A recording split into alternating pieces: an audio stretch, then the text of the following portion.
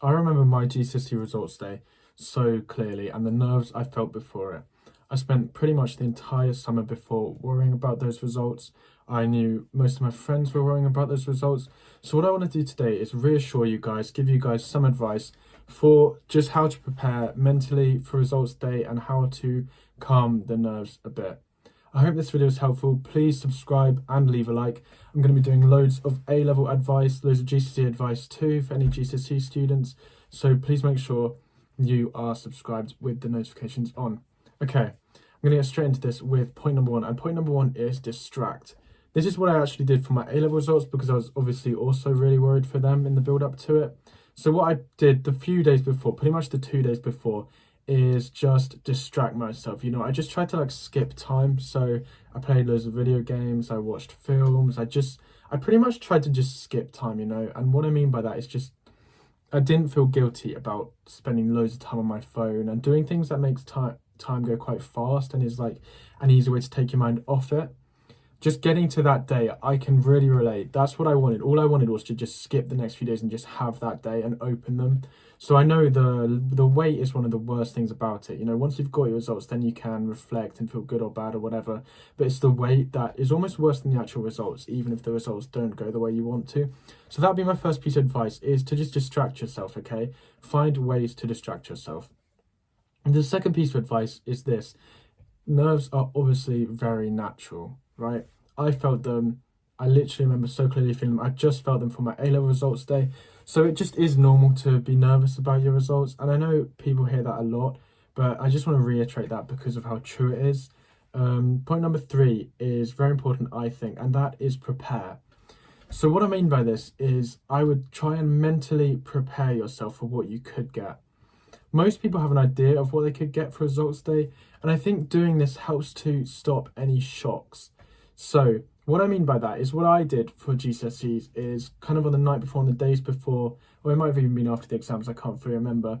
I wrote a list of best case scenario, worst case scenario, and what I thought I could get. So the most likely scenario. And this was really helpful for me just because it ran me through the idea that I could get bad grades or grades that I didn't want in my worst case scenario.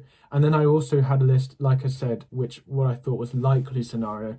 So it's a good way of kind of just calming the nerves a bit because you're looking at the worst case scenario and then you're saying, okay, probably I won't actually get the worst case scenario. And you're also giving yourself a best case scenario to be hopeful for. So I'd go through this maybe with your friends, with your parents or anything, but just preparing mentally for the results and trying not to have any big shocks would be really helpful. Point four is accept. So what I mean by this is just to accept the results you're going to get and accept that it's not defining for you.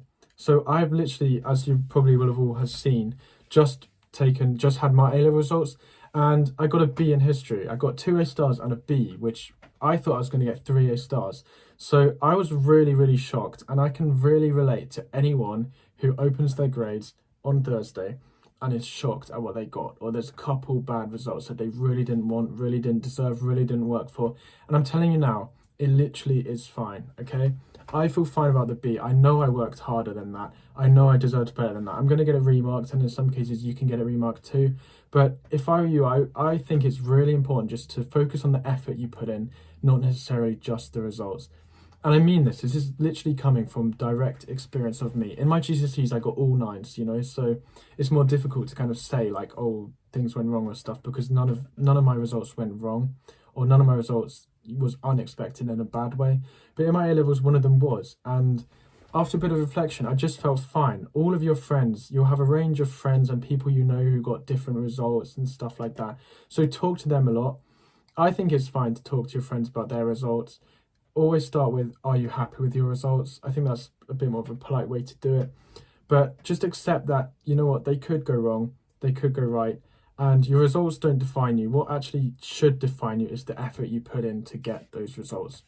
So I hope that video was helpful, just as a little calming the nerves, just showing you that I've been there. I've been there a week ago, I've been there 2 years ago with GCSEs. Comment in the description, not in the description, comment in the comment section any worries and fears you have regarding results, and I'll be happy to respond. And other people as well around you can respond and talk about those nerves. And also one other thing as well, actually, that just I just remembered. Talking about preparation, I would just also prepare in terms of what you're going to do next. So I kind of always told myself, and I'm not sure this is actually right, but I told myself, if I don't get a 9 in maths, I'm not going to take maths A level. If I don't get a 9 in history, I don't really want to take history A level. Or if I did get a 9 in geography, I may be more likely to take that. So what I mean by that is just have a think about what you're going to do next, what you're going to do for A levels, and whether your results, bad or good, will affect your A level choices. Thank you once again, and please leave a like and subscribe. And yeah, thanks for watching.